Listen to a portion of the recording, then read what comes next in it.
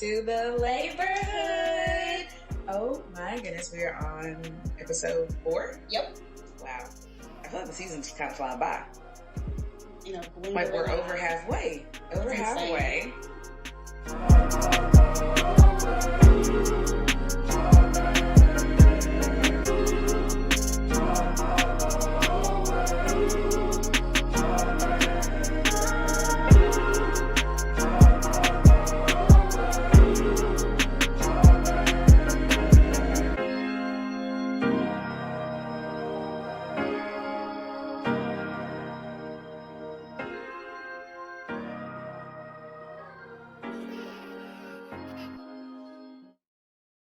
If you are new here, if you're new to the Laborhood, this is Bria and this is Shay, and we like to discuss all things labor, from how you labor, where you labor, what helps you labor, what doesn't help you labor, and all the other little intricate things in between that a lot of people either might not know or they might not have a lot of information about. So we like to give you our nurse/provider point of view, to give you some information and education, whether you are thinking about having a baby, not thinking about having a baby, know somebody that's thinking about having a baby, or if you help people have babies. Mm-hmm.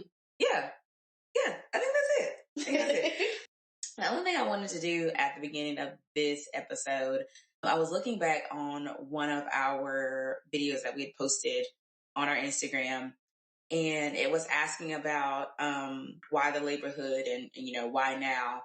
And I made the statement that there was a gap regarding patients and providers, and that if that gap was filled with patients knowing that they have a voice and education and things like that might change the statistics. That might change the number or statistics when it comes to Black maternal health. But I feel like I'm not going to retract that statement because I do feel like it's true, but I do want to add to it because I feel like there are so many other factors, I think even bigger factors than that are contributing to that. I agree. When we talk about Black maternal mortality rate, we cannot overlook the systemic racism within healthcare, particularly in obstetrics. We can't not talk about people not having access to social prenatal care of health. Absolutely. Like transportation and food insecurity. Absolutely. And even just living in rural areas where there isn't an OB that works way out where you live. So you have to drive 45 minutes. These are your only options. The only option. And let's say you don't have a car, then that's another, factor that you have to, throw into place. So I don't want to retract that statement, but I definitely want to add to the fact that that's not the only reason that things are happening. Right. I agree. So yeah, I didn't want it to sound like this is the only reason because you Black. Yeah, like I didn't want it to sound like, oh, well, if we just educate people on let them have a voice, then we can fix things. Right. That's not true. There are so many other things that contribute to that. That contribute to that. I'm glad you said that. So that's I wanted to preface this episode with that. Yeah. Well, if you hear something in the background, we have a little special guest today. And he's so sweet. Some of you may know him personally, or you have seen him on my social media. My dog is here, and because he is a mama's boy, he has to be within 10 feet of me. At all times. And so he is in the room. So if you hear a little, riffraff in the back, like that, that's him. Okay, Poop. Okay. Thank you. It's really just like motherhood, guys. You can't shake them, honestly. You can't shake them. So the topic or topics of today's episode, we're going to talk about some things that I think it's a lot of things that people don't know. Like, there's so many options and things to talk about that people are going to be like, girl, I didn't even. Like, people are going to be taking notes in this episode. I think this is the one that people are going to have their pen and paper out. And they're going to they're going to be like, I saved that in my phone. Yeah. No, I remember y'all said. Okay. But this episode, we are going to be covering medicated and unmedicated options, birth coping mechanisms. Yeah. So it might even be titled something to take the edge off, a a little something, a little something to take the edge off. Okay. I'm not gonna. I feel like I'm gonna let Shay take the unmedicated because I feel like that's real. Is that stereotypical? No, I feel like you were like this well before you got your credentials. When you know your lane, you know your lane. I feel like unmedicated birth is definitely part of my. It's your lane. It's for sure your lane. It's for sure your lane. And I'm gonna let you stay in it. And I'm gonna say, okay, this line. Well, let's just jump right in, guys. So, number one, again, all birth is natural. Whether you are medicated or unmedicated, all birth is natural. Mm-hmm. Just throwing that out there. There are multiple options for unmedicated birth. If you choose to not have any type of medication. Okay, so I remember you saying if somebody tells you that they're unmedicated, that means they ain't had nothing. I feel like they didn't have any sort of medication, whether it was inhaled or put in intravenously or epidural. I feel like you didn't have any of that. Okay. To me. Okay. Somebody else might think completely No, I mean that makes sense, right? If it's unmedicated, you didn't have any. You had no medicine. Yeah. Okay. Yeah. Well, since we're talking like that, okay. Options for unmedicated, absolutely no medicine whatsoever, is things like guided imagery, hypnobirthing. I think we covered that previously. Yeah. Water birthing. Mm-hmm. Covered that previously. Mm-hmm. Hydrotherapy, where you are submerged in water during labor. Mm-hmm.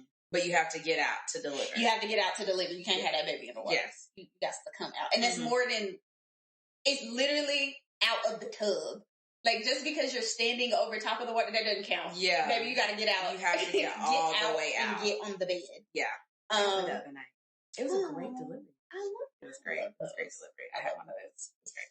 Things that you can also use to help cope are touch therapy, where your support person or your partner provides a certain amount of pressure that you like, or even it can be anything. It can be holding hands. It can be counter pressure. It can be any form of touch. Counter pressure. Tell people what that is. Counter pressure is, I know y'all been seeing it on TikTok and Instagram and stuff, where you apply pressure on the ischial spines from the outside to help relieve back labor. Mm-hmm.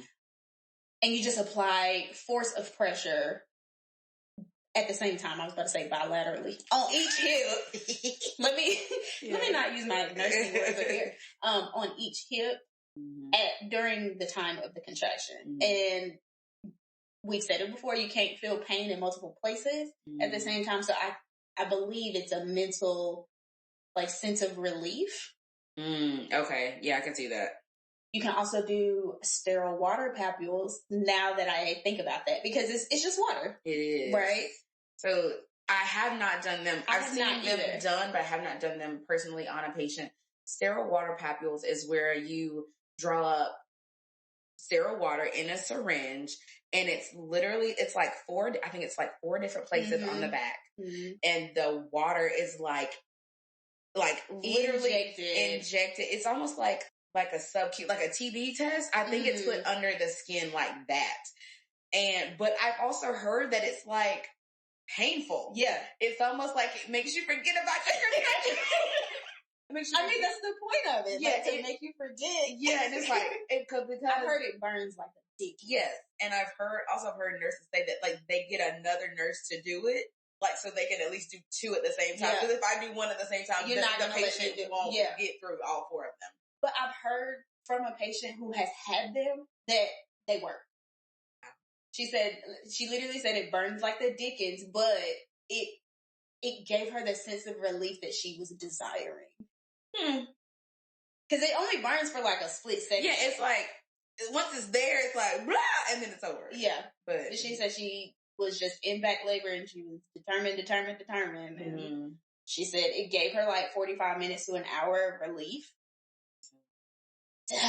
Not my ministry. But yes, that's an option. Yeah. Aromatherapy with like essential oils, lavender is very soothing and calming. And also, when it comes to like aromatherapy, like if I was going to labor, like if my desire was to labor, I feel like I would do aromatherapy in addition to an epidural. Like I like that smell. I think it's very like calming, soothing, you know, a little eucalyptus, a little blah, blah, blah, you know, and it just going through the air. I feel like I would like that. Just let's bring my baby into this. That's so funny because literally when I walked in your house today, I was like, she got every candle burning. I went in the bathroom and I was like, she even got candles in here. It smells nice. Okay. You know what? I'm gonna make sure we burn some eucalyptus or something while you even in your C-section. I wonder if we can talk about that. Maybe. At least unpack you. I'm gonna talk to your daughter. At least unpack you. I feel like it we can make that happen and pack you. Yeah, we can make that. I think we can make that happen. That's very calming. It is. Also, back to unmedicated options. You can do like breathing techniques, movement, position changes with like the birthing ball, the rebozo. For people who don't know, a rebozo is like a really, really large scarf that you can tie in multiple ways around your belly to relieve pressure. People do what's called sifting, which is where the mama like leans over and they pull the rebozo up around her belly and sift baby down like side to side. It's an option. Yeah. I think that's pretty much it for like completely no medication whatsoever. If you want a doula, they know all about those things. Yeah.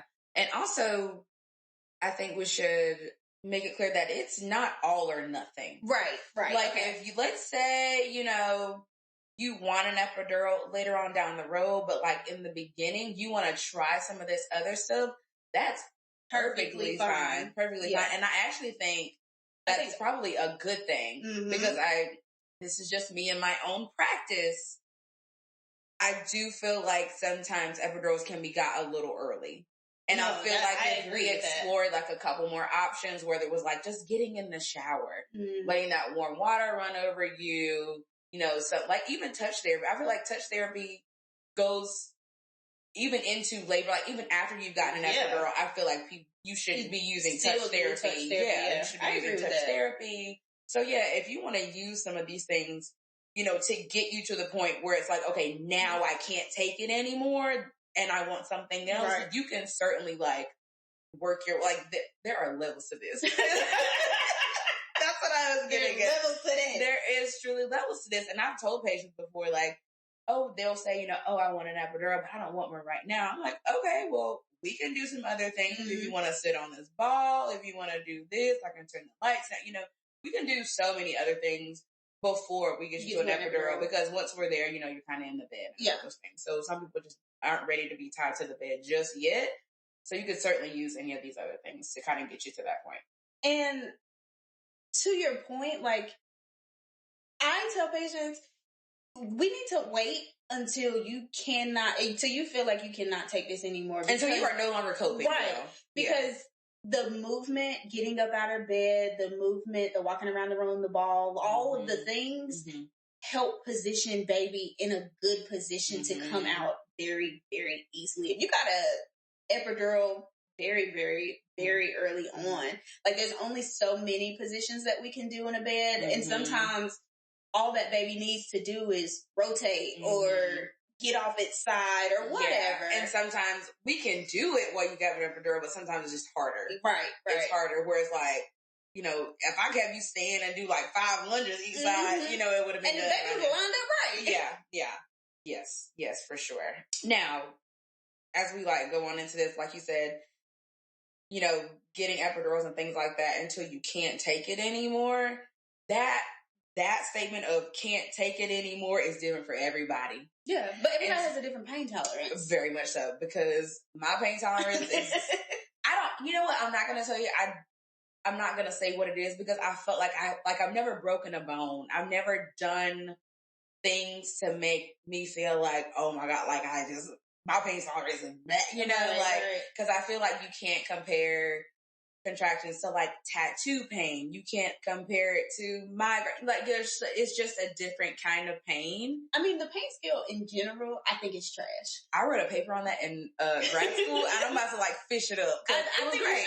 It was great. Because and it talks about how my 4 might be your 6, and we don't know. And I hate asking patients like, on a scale of 0 to 10, what would you think your pain would be? 0 being no pain at all, 10 being the absolute worst pain of your life. Well, if the absolute worst pain of your life was a tattoo, and you're feeling contractions, and you say a 10, it is your 10. It is your 10. And there are some articles out there. You know what?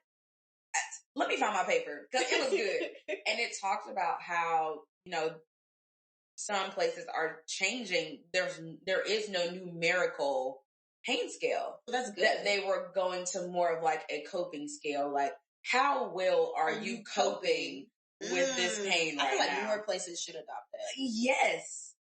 More places should adopt that. Yes. Because I've seen 3 centimeter people not coping well. And it's like, you know what?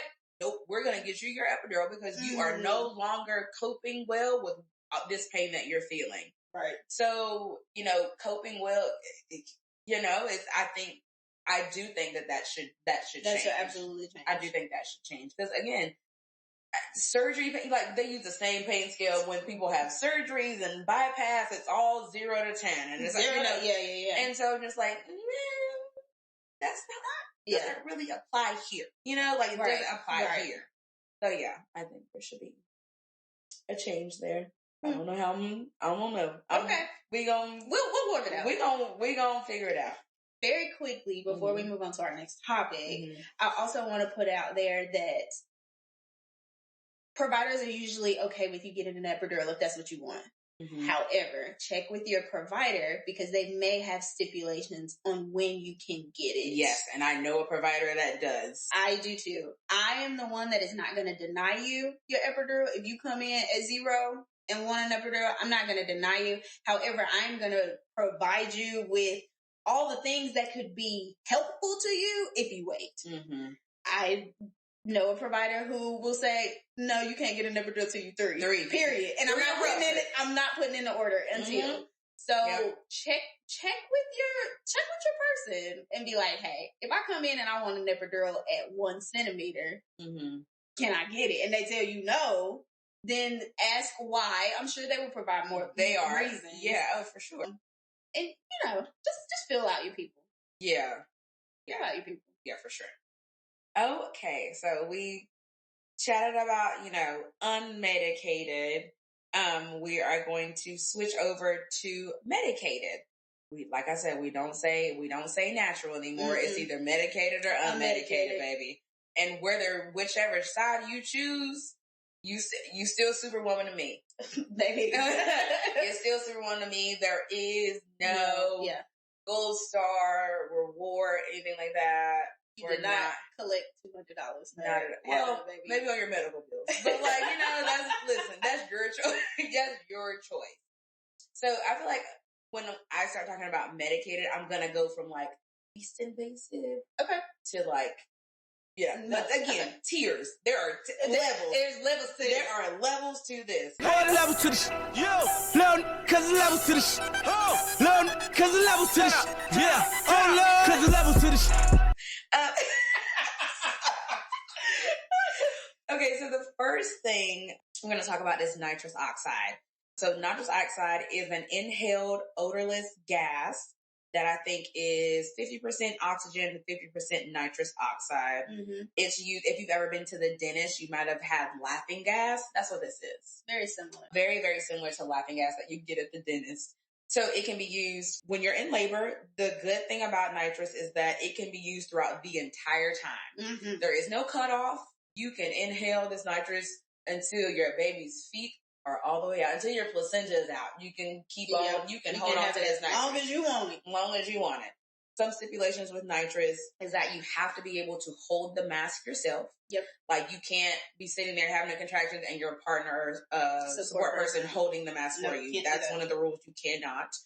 let's see, what's one of the other rules with nitrous? You have to wear pulse ox. You do have to wear pulse ox because I think one of the side effects can be like dizziness, lightheadedness, nausea, vomiting. So it does have some side effects because I mean, if you think about getting too much, especially if you're breathing a little fast, it might make you like, ooh, I'm dizzy. Yeah. But that's also the reason why you have to be able to hold it yourself, because if you do get dizzy, you can take it off. Like you control it. It's very much patient controlled. Very much patient controlled. Now, I have seen people, say, oh, I want the laughing gas, and that's great. And I've seen it work for people beautifully, like beginning to end. They had nitrous, they had nothing else. It worked great for them. But I think you have to understand that nitrous is truly just going to take the edge off. You are still going to be very much aware that you are having contractions. It's not going to take the pain away. No, it's not. It's simply, I'm trying to think what's a good word. It's simply like, I feel like it relaxes you enough. It almost makes you like euphoric. Like you don't care. You know that you're hurting. You know that you're contracting, but you don't care. Yeah, it's almost like I'm in like a bit of a euphoric phase. Mm-hmm. And then when the contraction is over, like once you take that mask off, it's like, oh, okay, I'm okay. Right. Another thing with nitrous, and your nurse will explain all of this to you if you go to a facility that has nitrous, because not all of them do. Right. If you go to a facility that has nitrous, they'll educate you on when you should start to inhale nitrous. It's like 35 to 45 seconds before your contraction starts. Yeah. So that your peak of your contraction, you will also reach the peak effect of the nitrous. So you want to get that nitrous rolling through your body first, right, and have it going so that by the time that contraction peaks, you're good and in that euphoric phase. And then as it starts to come down, you can kind of take the mask off and then start to breathe just regular air, oxygen. Again, it does simply take the edge off. And I'll give you like a quote from Mary Lou Copus, who is the chief of midwifery at the Childbirth Center at UW Medical Center Northwest, which is the University of Washington. And, she was, we were talking, the article talks about nitrous oxide versus epidural. And the quote says, on a scale of 1 to 10, if an epidural is the gold standard of pain relief at a 10, nitrous oxide is more like a 3 or 4. So if all you need is like a 3 or 4 to get you through, then maybe nitrous oxide might be for you. Right. Now, I will say at the hospitals that I know have had nitrous, you cannot have nitrous in something else. Right. Like, you can't get IV pain medicine and then you're like, okay, give me the nitrous back. No, baby. Like, and if you remember, there is a waiting period. Like, if I give you IV pain medicine and you didn't like the way you felt, or, for whatever reason you didn't want any more, there is a waiting period of when you can get the nitrous oxide back. Yep. Now, I think going the other way, like, let's say you have nitrous and then you want IV pain medicine, literally there's no time. Because as soon as it's in your system, it's right back out. It's right back out. Like, as soon as you take 2 good breaths of room air, the nitrous is gone. So, yeah, just, again, make sure, one, that you talk to the nurse that's, setting up your nitrous and all those things. And 2, just making sure that your facility actually has nitrous. Because not all of them do. So the next thing we're going to talk about, we're going to go a little bit further into it. Next level. So this is something that is actually given to you through your IV, and that's some IV pain medicine. Some people like IV pain medicine. Some people hate the way it makes them feel, and they do not want it. Again, I have not experienced this, so I can't say how it makes you feel. I know some of them, I give patients IV pain medicine, and they're like, I'm about to throw up. Like, they're like nauseous. Yeah, they're nauseous. They don't like it, and they will tell you, "Yeah, don't give me that ever again." Like they don't like it. So the first one I'm going to talk about is Stadol. Stadol. Let me look at the actual word. Is butorphanol tartrate. And that's Stadol, which you'll probably hear, their providers say. They'll probably just say it by Stadol. Stadol is a narcotic used in labor. It's usually 1 to 2 milligrams is used, and we give it through your IV.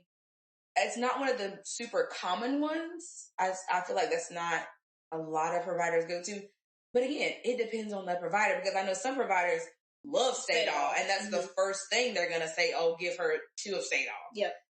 So like I said, I don't give it often depending on the provider. I was going to say, IV pain medicine is really a provider's choice. Mm-hmm. And it actually might be a hospital choice as well. Yes. Like, I know for one time we were like, backlogged on fentanyl? Yeah, there was a shortage. Mm-hmm. There we go. Yeah. A shortage on fentanyl. And we had to use Stadol. Yes, and I do so remember that.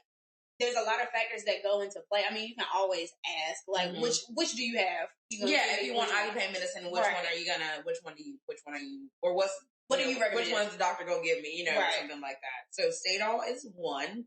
Now, one thing I do know about Stadol, you gonna take a nap. Woke up, went back to sleep, took a nap. You have to go night-night, nigga? Oh, yeah. Most definitely. You're going to sleep. And I think I will say time frame to give Stadol is a little bit longer because you do take a nap. Yeah. And I've seen providers give Stadol with like a couple of other, like a little cocktail. Like it might be like one of Stadol, something of Finnegan, and like Benadryl. Like I honestly think that's the cocktail. And then night-night. You have to go night-night, nigga? Everybody go night-night, nigga. You're going to sleep. You're going to sleep. Also, just talking about nitrous, once we start getting into these medications like nitrous and Stadol and then some of the other meds I'm going to talk about, there is that option of, I don't want to be on the monitor, that's gone. Yeah. Because now we are putting something in your body and we need to know how it's affecting not only you, but how is it affecting baby. And those things will often determine if you can get these medications or if you can get more of these medications. Because if I gave you Stadol and now it's been like 3 hours and you want more Stadol, but your baby's still taking a nap from the first dose of Stadol, baby, guess what? You're going to have to wait. You're going to have to wait. We got to wait for your baby to wake up. We got to wait for the baby for it to wear off. And that's another reason why some people don't like IV medicine, because it's like, what, is it going to affect the baby? A little bit. Not in like a negative, that negative, like. But the same effect that it has on you, so if it makes you sleepy, it's going to make the baby sleepy. Yes. But a lot of providers choose to use Stadol because of that reason, because granted, Stadol is going to make you take a nap, but on the monitor, Stadol doesn't make your baby sleep as hard as fentanyl can. And so providers will choose to use Stadol versus fentanyl. Yeah. I can see that. Speaking of fentanyl. Okay, hold on, wait. Time out. Because let me say this and hear me when I say it. I love my license and I love my job. I'm not going to give you something that is going to be harmful to you, that is going to be harmful to the baby. I do not work in street pharmaceuticals. Okay? I do not work in pharmaceutical sales on 23rd Street. All right? I don't even know where that is. I was going to say, the stuff that you are getting in the hospital is regulated by the FDA. Very much regulated. It is regulated by me. I was going to say, it's regulated by the nurses. It is regulated by the pharmacy. So many people have laid their eyes on this and know what's in it. Yeah. It's not the same thing as what you're getting on the street. Yeah. And some people get a little antsy. No, right. It's not. I tell them, I promise you, it's not the same stuff that's out there. Out there, it's cut with God knows what. And mixed with baking soda, I'm sure, bleach, Sudafed, whatever, rat poison, whatever. We don't know, and that's why it's so dangerous. We're talking about it out there. Very, very, very different stuff than what we get in the hospital. I just had to put that out there. Yeah. So we talked about Stadol is a narcotic. Fentanyl is an opioid that's used during labor, usually giving like anywhere from 50 to 100 micrograms for each dose. Like Shay was saying, Stadol doesn't make your baby super sleepy on the monitor, but I do know fentanyl does. Yeah. Fentanyl can make you sleepy. It does make babies sleepy, but it has a short half-life. It does. It doesn't last like quite as long. And I feel like fentanyl, because it's so fast in and out, it doesn't give the same effect each time you get it. I know for a fact it don't. And I give that preface to patients. That first dose is going to be the best one. The second dose, it might work. It's not going to feel as good as the first one. That third dose, it really ain't going to feel. You're going to be mad. You're going to be mad at that third dose. It's not going to do anything. So yes, the first dose is the best one.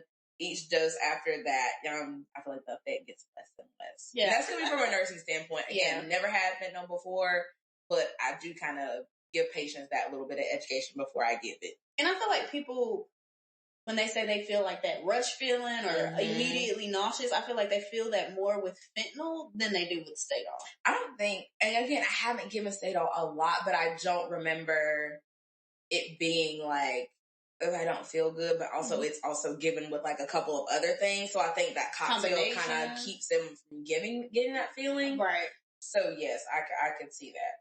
Also, with both of these IV pain medications, this is another reason why again, preface on this is that I don't typically give IV pain medicine after 6 centimeters.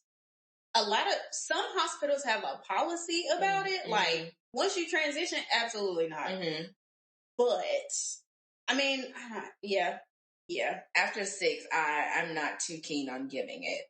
Please tell the people why you feel that way. So, after 6 centimeters, you are active labor. And hear that you are actively laboring. We will talk about that. Actually, last episode. Okay. Yeah. We'll put a pin in it.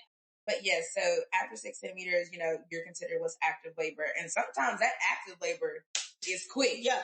It's quick. 6 to complete real quick. Literally. But if I give you this fentanyl at 6 centimeters, and let's say in the next 20 minutes you deliver, your baby's going to need Narcan. Because the same effect that it was having in utero, that baby's going to come out with those side effects. Yeah. And the NICU was not going to be happy with me because I'm going to have to call them. Yeah.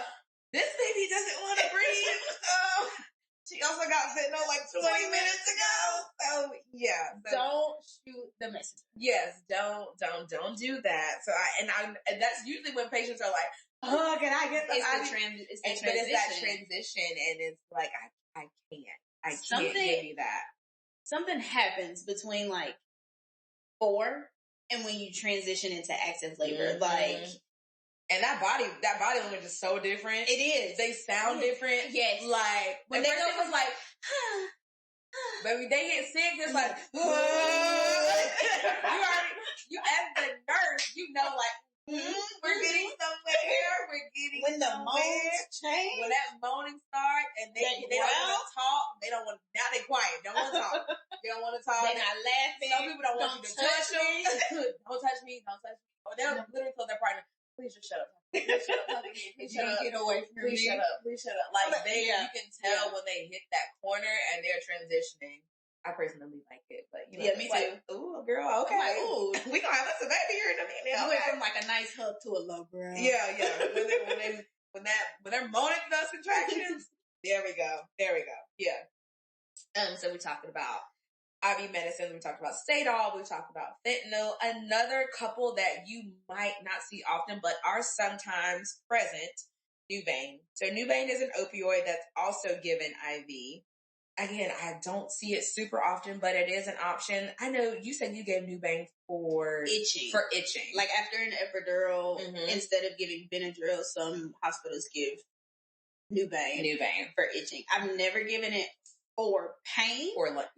But from a nursing standpoint, I don't think it worked with itching either. But I like Benadryl. I was about to say, just give me a Benadryl. Yeah. That's all I asked for. And it's really an anesthesia preference for Nubain for itching. Yeah. I've seen that. And maybe I've seen the order like in PACU. Maybe. Like, anesthesia was like, okay, give them this for, if they're itching. But again, if I got Benadryl, I'm going with the Benadryl because I feel like that's super effective. The hospital that you're at now, I believe that they do Nubain for itching. Okay. Because I feel like that's the first time I've ever. But you know what? I'm gonna tell you that's also just provider preference because a couple weeks ago I gave Benadryl. Okay. Yeah. So again, it's just that the super provider preference for sure. Okay. So Nubain is one you might hear of, and also morphine. Morphine, I have only given morphine not for labor, but I've given it postpartum. Like a mom had an unmedicated birth, whether it was on purpose or an accident, came in, delivered and is now needing a repair. But she's hurting. Whether it's just like, that crampy contraction feeling after, baby comes out, or just, her perineum just hurts. Yeah. I've seen providers offer morphine as high IV I've seen morphine for like that early prodromal. They just need therapeutic rest. Oh, I'm lying. I have given it like that, but I don't give it IV. I give it IM. I give it in the muscle. Yep. Yeah. Same. And it's usually coupled with something that's going to make it last a long time. Mm-hmm. But I worked at a facility where that was the midwife's preference for pain was the morphine. During labor? Yeah, it was part of her order set. So everybody's different. Mm-hmm. Every hospital and, provider is different. It's different for sure. Now, we are at the top of the tier for pain relief in labor. All right. What'd you say? If it's a 10, i.e. this is the absolute best pain control that you can possibly get in labor, like this is it. Mm-hmm. This is the top. This is the ultimatum. This is the ultimate choice for pain relief during labor, and that's an epidural. That's how I'm going. If you hear me say it. I'm going with an epidural. I want my happy daughter. Okay, I'm done. No. Happy juice. Now with epidurals, there are some things we need to know. With epidurals, now it depends on who does your epidural. But,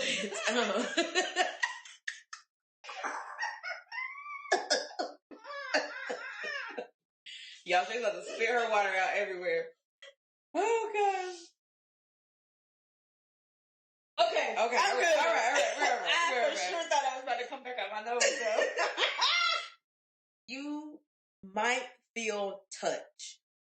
You might feel pressure. I know some people, they kind of like, my epidural's not working. And I'm like, what's wrong? You've had 10 contractions and you haven't said anything. What do you mean it's not working? You're like, I can still move my legs.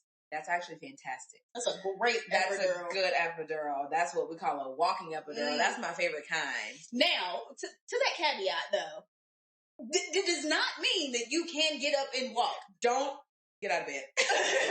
Please. I just wanted...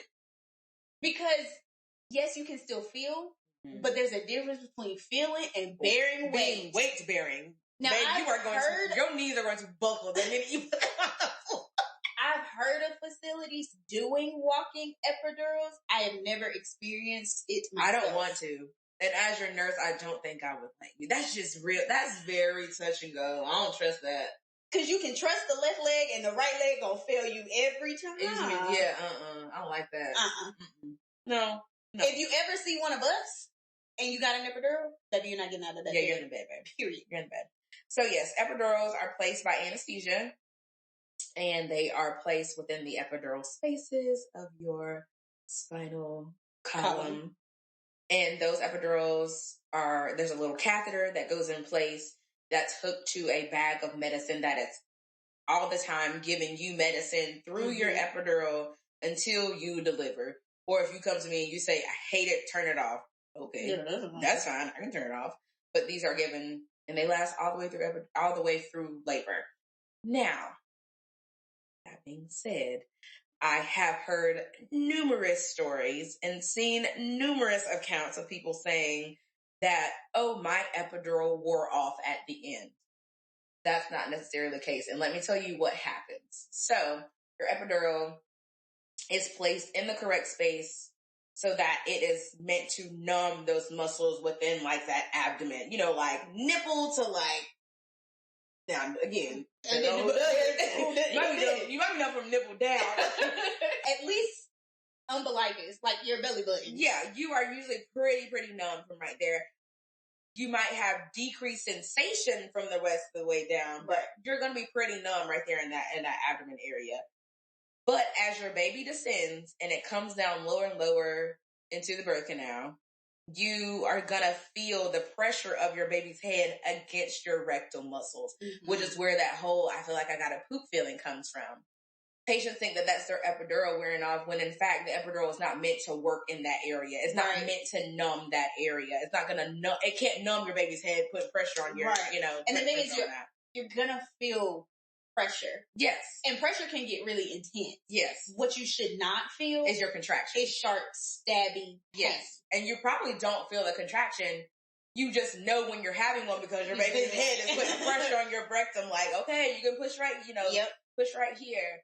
Now, I have seen epidurals get like dislodged, something gets broken or something like that, and they do have to be replaced, unfortunately. Also, so I've had an anesthesiologist tell me the way that the epidural works is pretty much like a very, very tight sandwich. Mm-hmm. And they are trying to put enough fluid in there to make it pucker, like make it open up. Mm-hmm. And sometimes because it's so tight in there, if people are like, oh, my epidural is only working on the left, it's because like they couldn't get enough fluid in the space to open up to numb the left side. Okay. And vice versa, like with the right. So it's really like a game of trying to get enough fluid in the space so that you can get numb. Gotcha. Okay. Did not know that. That's what the anesthesia told me. So if I'm wrong, and you can take that up with anesthesia. Comment and tell us what the actual thing is. If you are an anesthesiologist or a CRNA. Because we do have some that are on. Yeah. Hi, friends. That's what was told to me. Okay. Also, knowing what we know about epidurals is that they work by gravity. So let's say you have your epidural and, your nurse changes your position and now she's got you on the left side. And like the next 45 minutes to an hour when we go to switch you to the other side, you might be like, whoa, I am dead legs on the left side. Well, that's because the side that you are laying on is, again, gravity. So that's where you're going to get more of that medicine. Mm-hmm. So now I'm going to... Which makes sense now with the epidural space because there's more on that side. Like, it makes sense. It makes sense. 2 and 2. Look at that. The pieces just come together. So yes, we just flip you on the other side. Or sometimes I will put patients in the middle. Just so now we're effectively numb on both sides. And now we can, flip to the other side. So yes, in anesthesia, they go through all the risks and the benefits with you before, you do your epidural and you let, there's 1% chance of, whatever. They do their spiel. Sometimes they may have to be replaced. Like I said, apparently you're trying to fit fluid in a very, very tiny place. And sometimes you didn't get enough fluid on the first one or the catheter needs to be pulled back. Like it's been got now that I have done kinked, or like you're only numb on one side, you know?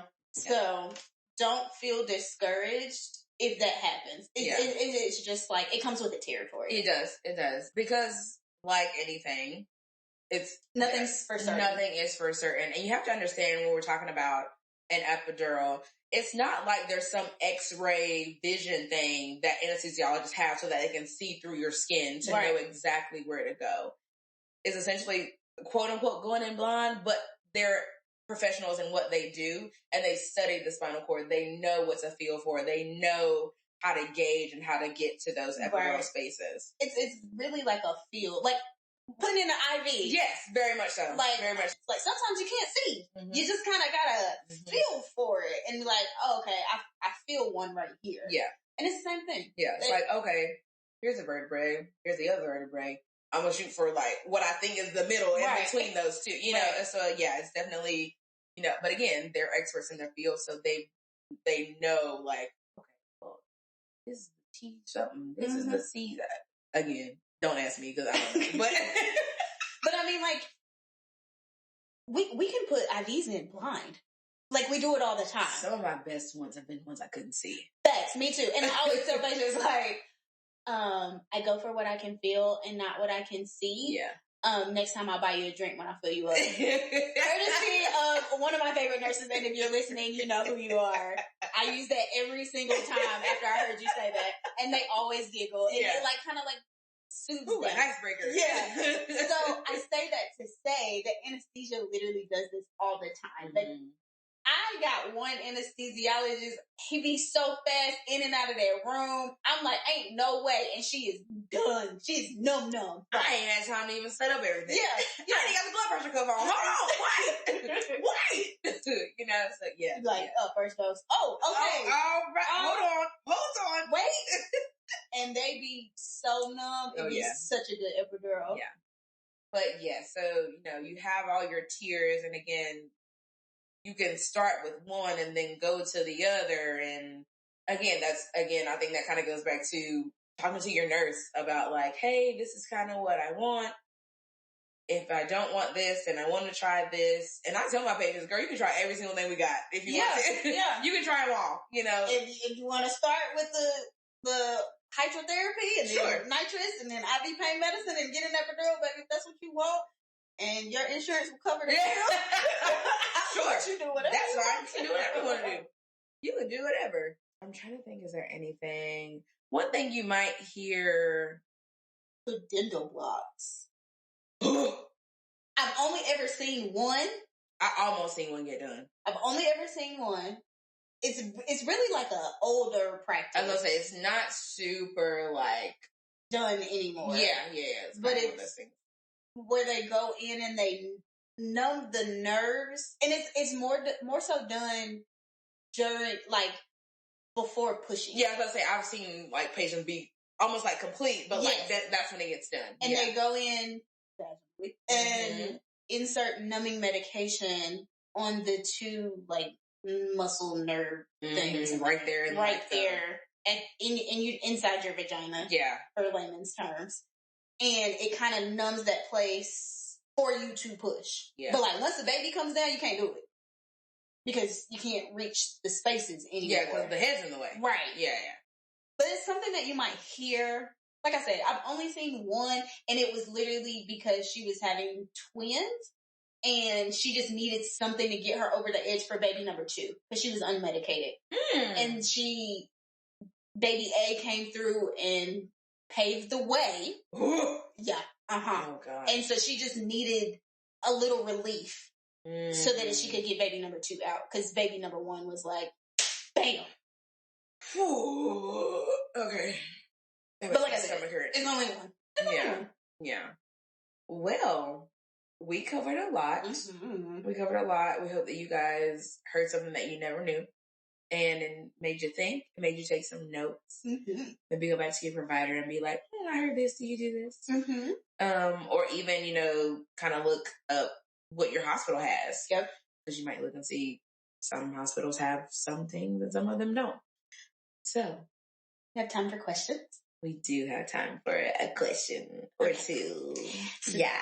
This question came for one of our listeners. Shout out to you, girl, if you know who you are. If you know that's your question, hey, girl. Hey, boo. So she wants to know if we found it difficult to get into L&D being persons of color. So I will say we came into L&D at a really good time with the particular facility that we went into.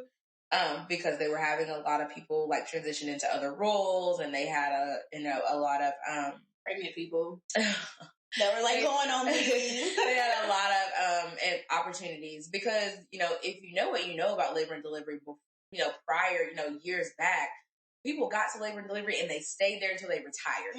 Like it was really hard to get into. It was very hard to get into, no matter what color you were. I feel like because people loved their job, they went in and they stayed in it. 20, 30 years, L&D nurses. And so, I don't feel like it was hard for that, like, because of me being Black. I don't feel like that was hard because I came on with a lot of other Black and white. That's what I was going to say. Like in my cohort, it was 3 of us. Yeah. And 2 of us ended up on L&D and 1 of us ended up in the NICU. So, I mean, I don't think that played a factor more so. No, I don't think so. I don't think so at all. I mean, we also work at a very diverse hospital. I was going to say the area when we started it's super diverse. Very diverse hospital. And I feel like they welcome. Yes. I never felt like I wasn't. Now. Because baby, I've worked in other places. Yes. But also I will make the note of that. Before we came on, there may not have been a lot of Black L&D nurses. Okay. Like there was like 1 or 2. Yeah. 1 or 2. And then I came in. 1 was on days. Yeah, right. Okay, yeah. But like when we came in, We were. Oh, it was a lot of us. Yeah, and it was yeah. like, we became the majority. Yes, yes. Like there were some nights when it was majority Black nurses. Yeah. On night. On L&D. Mm-hmm. So no, I don't think that contributed. I did not find it hard to get into labor and delivery because I was Black. Okay. Any other questions? Did we have another question? I didn't have one. No. Because some of the other questions that we did get in our DMs, the questions have been answered within these last couple of episodes. Right. And so we're not answering your questions. It's already been answered. It's literally you just ain't heard it yet. You just haven't heard it. Like Shay and I are kind of ahead as far as like when episodes will come out. And so after we dropped episode 1, we had already recorded episode 2 and 3. And so we were looking through our DMs. We were like, "Oh, girl, just keep listening." We literally just answered that. We just keep going. Just keep going. So yes. So thank you for your questions. Keep sending your questions. Yes. It does help us when we're, going through and planning out our episodes and knowing what to plug in and little bits of information. Topics. Absolutely. It definitely helps. With that being said, as always, you can find us on Instagram, or all of our social media, actually. All of them are out now. All of our social media, Facebook, Twitter, Instagram, TikTok. Uh-huh. All of it is at the Laborhood Pod. Yes. You can DM us. You can comment on posts. You can email us. Make sure you write a review on our podcast.